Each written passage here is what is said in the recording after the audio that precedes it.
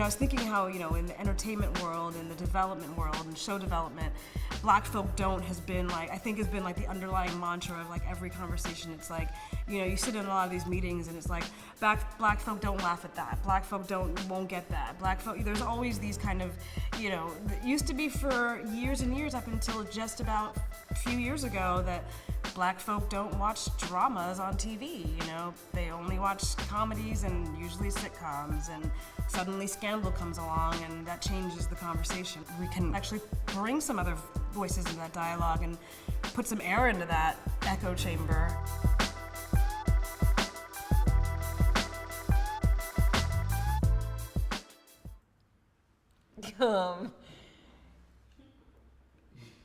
Black people don't join the NRA. I don't think that is just a stereotype. It's a white man's club.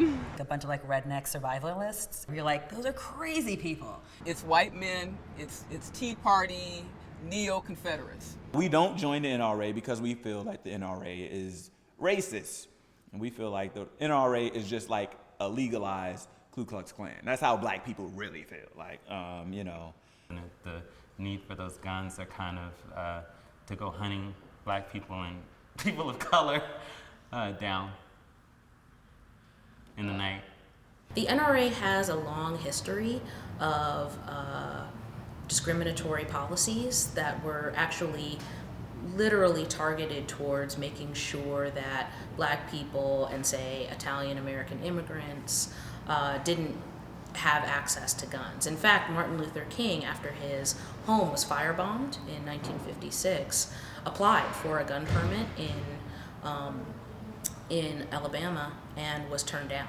The NRA is not literally about guns, it's about the promotion of a particular culture, not merely about the ownership of guns, but the trumping and promoting of hunting and fishing and a bunch of other outdoor activities, but it's also got policy prescriptions attached to it that I don't know that a great number of black people are willing to sign on to. The propaganda, the cultural propaganda of the NRA and the alignment of the NRA with anti-social justice, states' rights, neo-Confederacy themes. The NRA can do what they're going to do now. If I want to get politically active and fight against some legislation that they're proposing, I'll do that. But there are black people in the NRA who have that opinion. I'm a gun owner. My son is a corpsman. He's in protecting Marines overseas right now.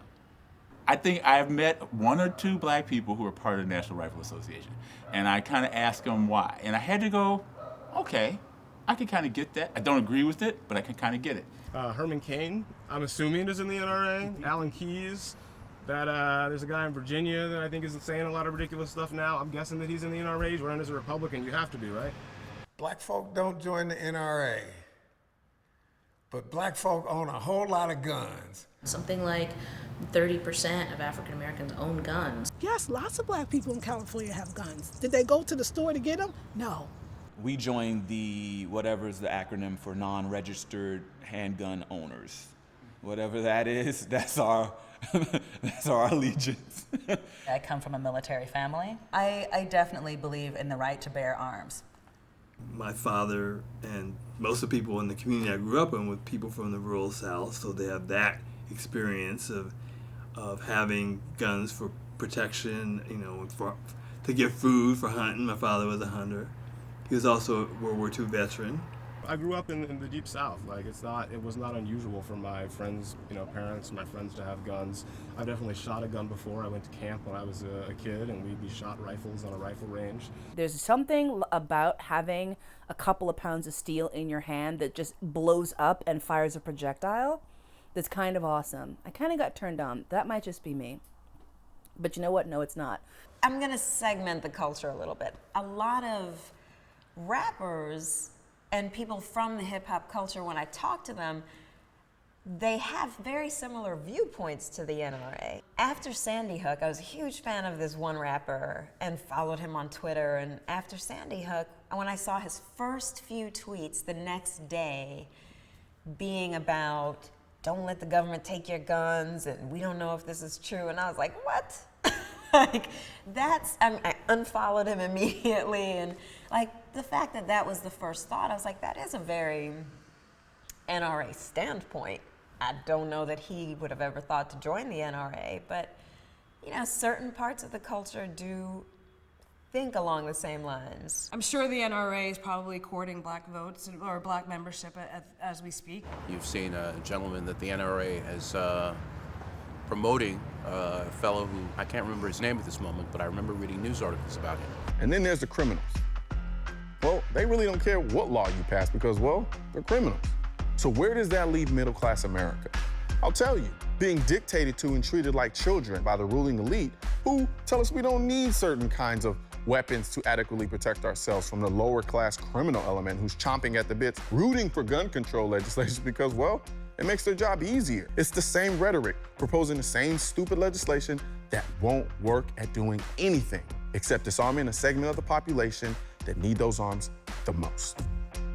Gunshot wounds are, disproportionately suffered by young men of color, that African American young men.